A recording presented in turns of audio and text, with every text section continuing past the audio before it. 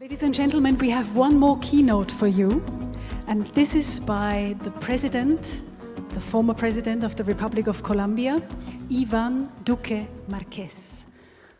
Please, let's see his keynote.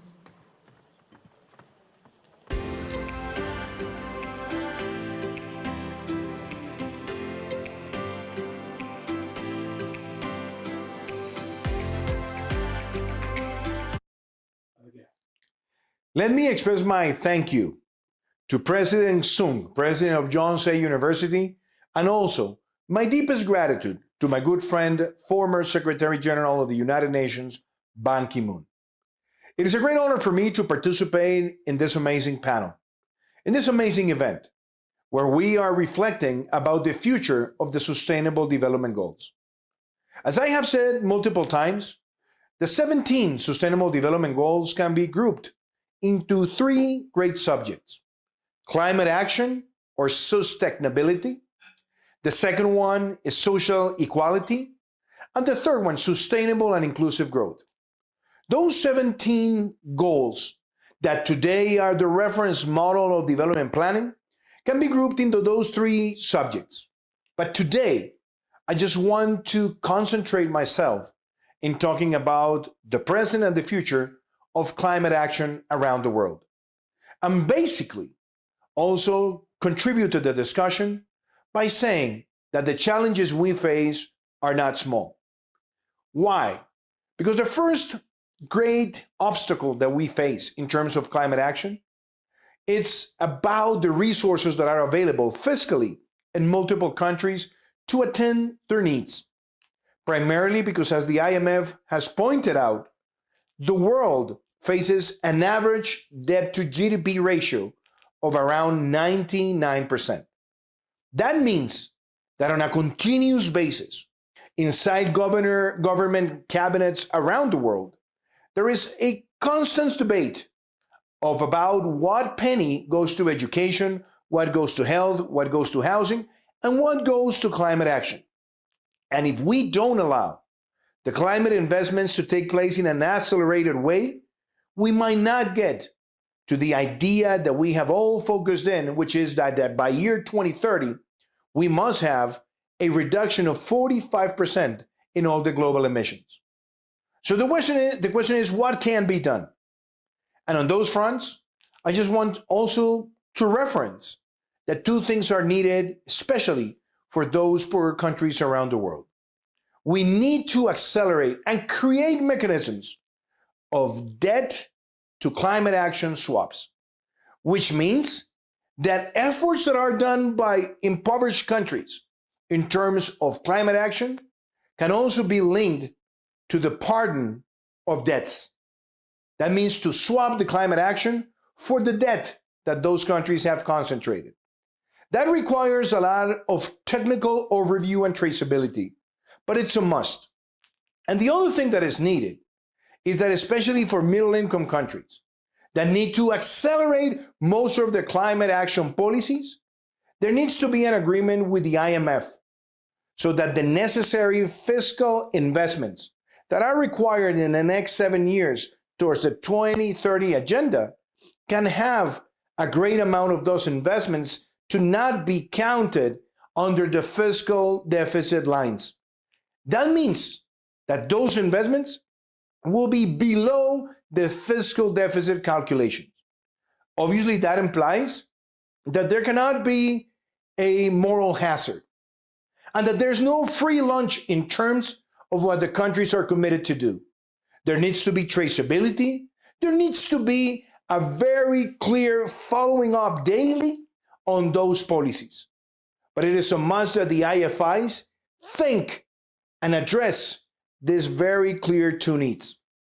The other element that I want to highlight is that if we really want to have a carbon neutral and nature positive planet, we need to accelerate the 30 by 30 initiative, which means that by the year 2030, most of the countries in the world shall have at least, at minimum, 30% of their territory declared a protected area.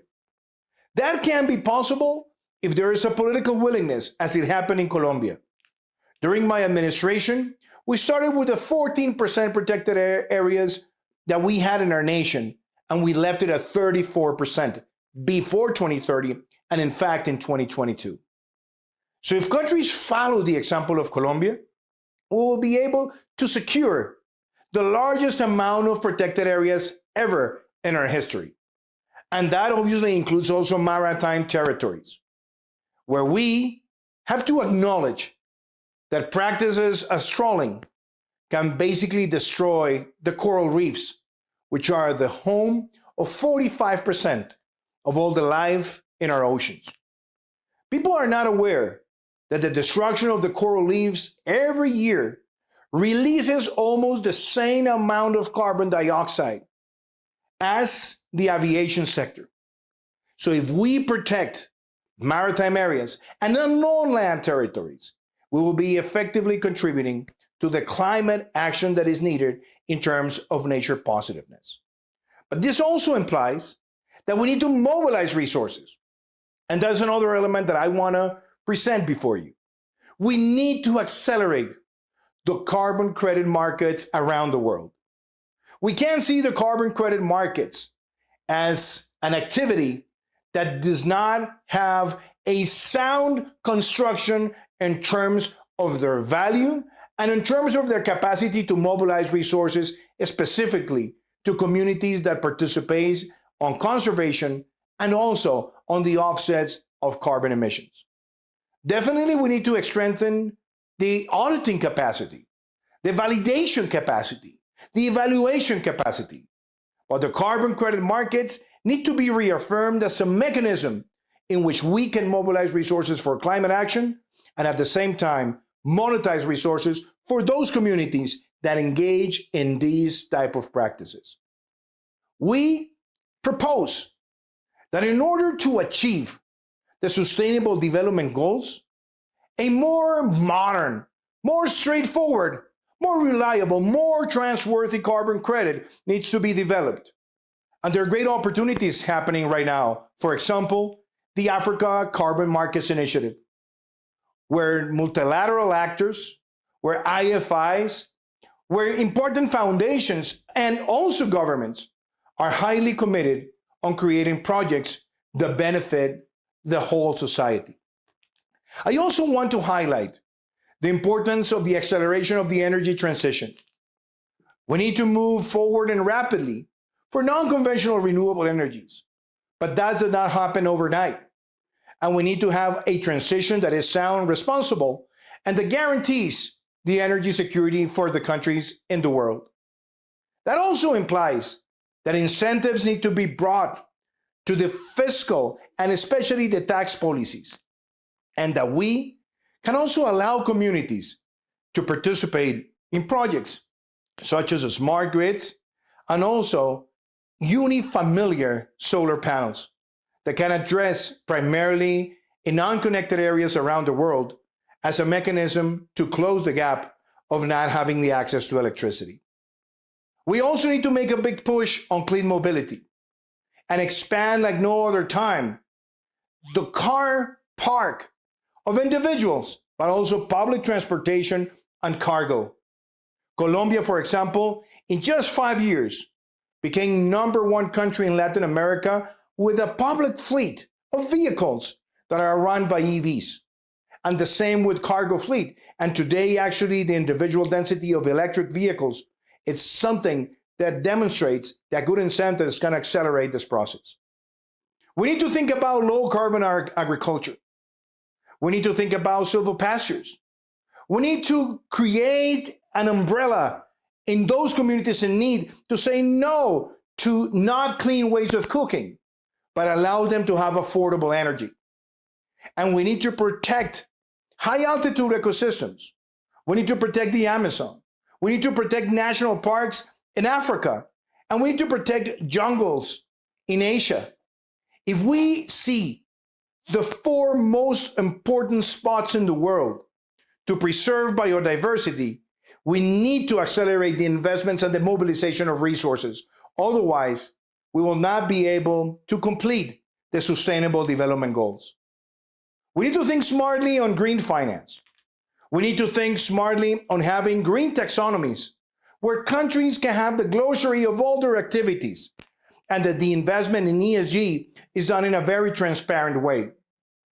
If we do this, we certainly will be able to address also the impact that climate change has on multiple countries, primarily because of the effects of natural disasters.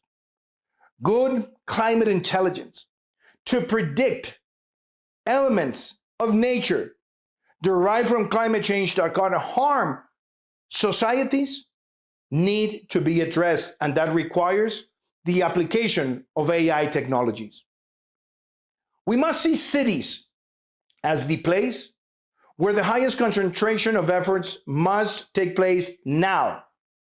And this involves waste management. Also work on waste to energy solutions. Think of cities like biodiverse cities where all the activities are aimed to protect biodiversity. That the stress that cities create on water are addressed. That we also tackle elements as coastal erosion. And that we guarantee that there is a conscience of citizens to also reduce their individual carbon footprint. All these elements are necessary to address the roadmap of achieving the Sustainable Development Goals. Without a secure, decisive, well-funded climate action, we won't be able to close the social gaps, and we will not guarantee that there is a sustainable and inclusive growth. In all these activities, the private sector must play a role. We cannot erode the capacity of the private sector to keep on generating solutions. And our entrepreneurship models are required. But they also involve the requisite of having states that guarantee legal stability, legal security, and promote in an effective way the possibility of having new corporations, seeing them grow, generate employment, and transform individual technologies. I think this event is a great opportunity to make all these reflections. And Mr. Secretary Ban Ki-moon and President Sung, if we work today on identifying debt swap mechanisms for the impoverished countries so that they mobilize climate action and they can get their debt write-off based on effective traceability of climate action projects, we will advance. And also, if we allow for middle-income countries to have climate action investments that will not be counted under the fiscal deficit for quite some time, before 2030, we will also release an amount of resources that is required today. But most importantly, we need to look at all these green investments, not as a complementary way of living. There is no possibility of having a more egalitarian or a more sustainable growth society if we don't guarantee that climate action based on carbon neutral and nature positive solutions are built. Thank you very much for this opportunity. And as I have expressed it many times, my commitment to work on all these efforts with the Yonsei University and with the leadership of former Secretary General of the UN, Ban Ki-moon, is always there. Thank you very much. Thank you very much, President Marquez.